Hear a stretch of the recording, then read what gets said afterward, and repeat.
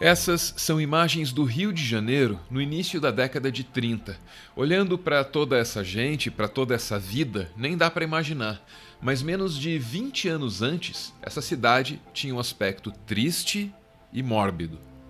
Em 1918, a gripe espanhola fez com essa cidade o que fez com o mundo. Corpos se acumulavam nas ruas em pilhas. Consta que a orientação, aliás, era deixar os mortos na calçada, para que eles fossem recolhidos com mais facilidade. Eventualmente, os coveiros foram infectados e morreram. A polícia, então, passou a recrutar homens à força para fazer o pior dos trabalhos durante o pior dos tempos. Essa nota, publicada no jornal À Noite, conta a história de Alberto Mendes dos Santos. A história dele dá uma medida do tamanho da tragédia. Recebemos hoje mais uma queixa contra o procedimento da polícia, a propósito da caçada que continua fazendo aos transeuntes, transformando-os em coveiros nos cemitérios.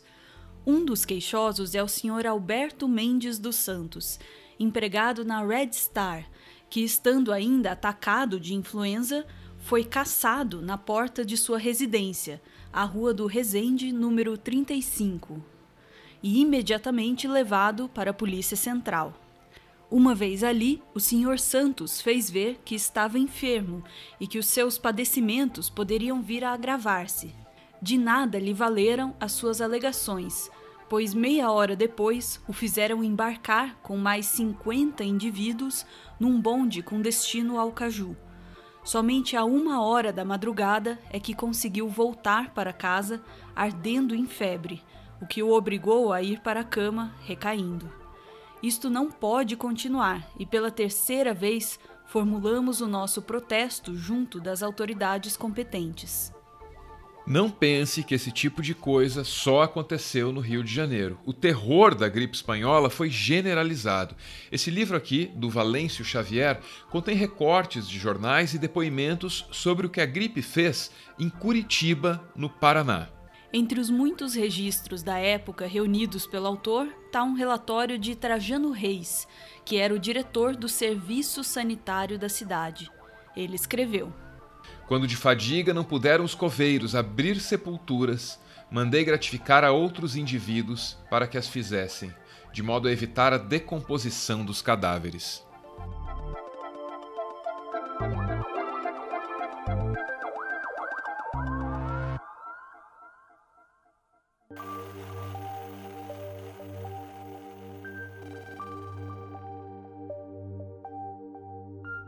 Muitos erros foram cometidos durante a pandemia de 1918. E um desses erros nós continuamos reproduzindo até hoje, porque até o nome gripe espanhola é um erro, como explica o cirurgião Líbio Martiri Júnior, que também é autor de livros sobre a história da medicina. É que a gripe espanhola, ela tem o nome de gripe espanhola, mas na verdade ela não começou na Espanha. É que a Espanha não entrou na Primeira Guerra Mundial. E como ela era neutra na Primeira Guerra Mundial, ela começou a dar notícias sobre a gripe. E os países beligerantes, os países que combatiam, eles não davam notícia. Então, na verdade, apareceu nos jornais espanhóis. Ela ficou com o nome de gripe espanhola. Mas a gripe surgiu, na verdade, nos Estados Unidos. E dos Estados Unidos que ela foi levada para a Europa. A gripe espanhola, na verdade, surgiu nos Estados Unidos. Não por acaso, a cidade mais castigada durante o auge da pandemia foi Nova York, superando o número de mortes semanal para cada 1.000 habitantes de Londres, Paris e Berlim. No fim, 50 milhões de vidas foram perdidas em apenas um ano. A Primeira Guerra Mundial levou 4 anos para matar 8,5 milhões de pessoas. Já a Segunda Guerra precisou de 6 anos para exterminar 60 milhões de pessoas. E esses números são conservadores. Os registros da pandemia são menos confiáveis do que o das guerras. Há quem estime que a gripe pode ter matado o dobro, 100 milhões de pessoas.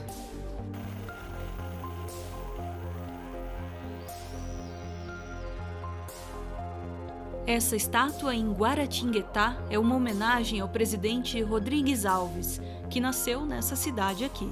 Rodrigues Alves presidiu o Brasil entre 1902 e 1906. Foi justamente nesse período que o Brasil e principalmente o Rio de Janeiro adotaram uma série de medidas sanitárias. O ano de 1918 até que começou bem para o Rodrigues Alves. Em março, ele foi eleito para um novo mandato como presidente do Brasil. O novo mandato dele começaria em 15 de novembro daquele ano. Só que antes disso, o presidente reeleito contraiu a gripe. No lugar dele, assumiu Delfim Moreira, apenas interinamente.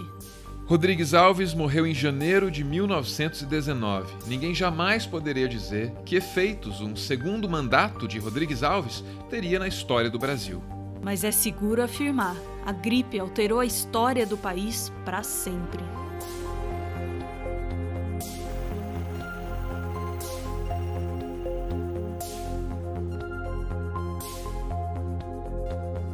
Foi apenas em 2005 que os cientistas realizaram o sequenciamento genético do influenza A H1N1, o vírus responsável pela pandemia de 1918. Mesmo depois disso, continua existindo um mistério envolvendo a pandemia.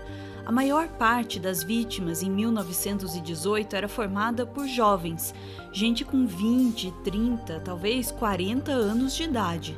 A alta mortalidade entre os jovens pode ter sido causada pela rápida elevação do nível de citocina no organismo. Citocinas são as moléculas que as células usam para trocar sinais e pedir socorro ao sistema imunológico.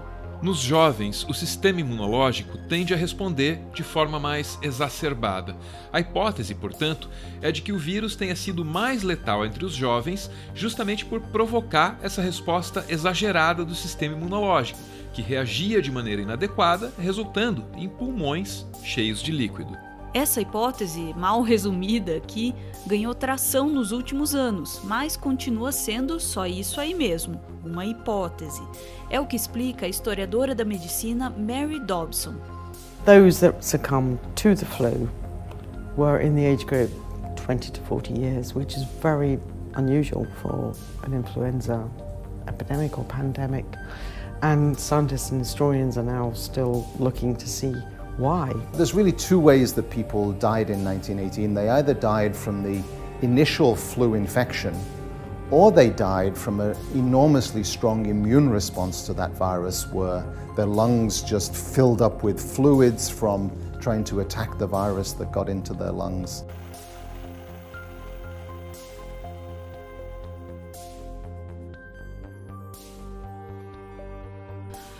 Cuidado com a espanhola. Use o poderoso antipútrido bálsamo Santa Helena.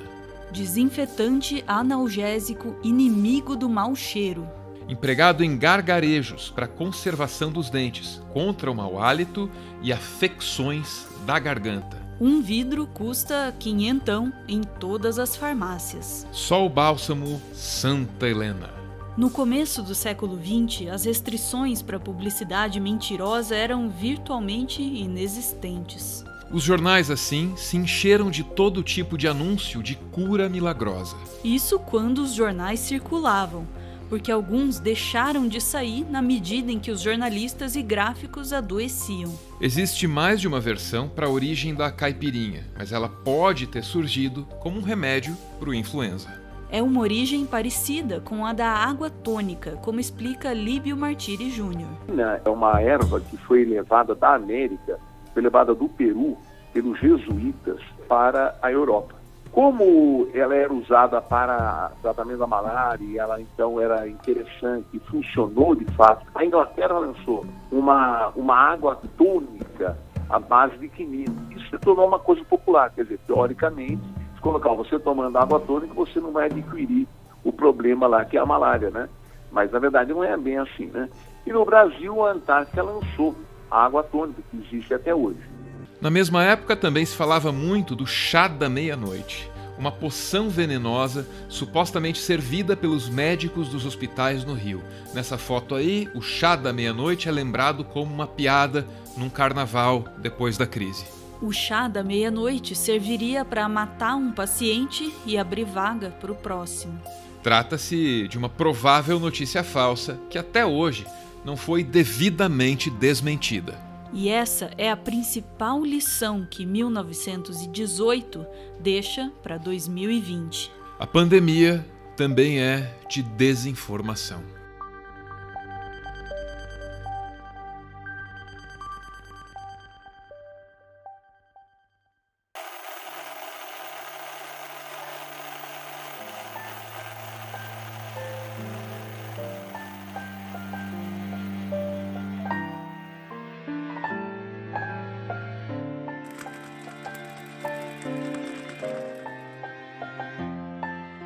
Muito obrigado por ver esse vídeo até o final. O Meteoro é mantido graças a uma campanha de financiamento coletivo. Quem participa ouve um podcast exclusivo e também aparece aqui no finalzinho, que é para receber o nosso agradecimento. Hoje a gente vê aí o Kalel, que aparece acompanhado e manda uma mensagem. Diz ele: qualquer dia, amigo, eu volto a te encontrar. Beijo, gente. Valeu!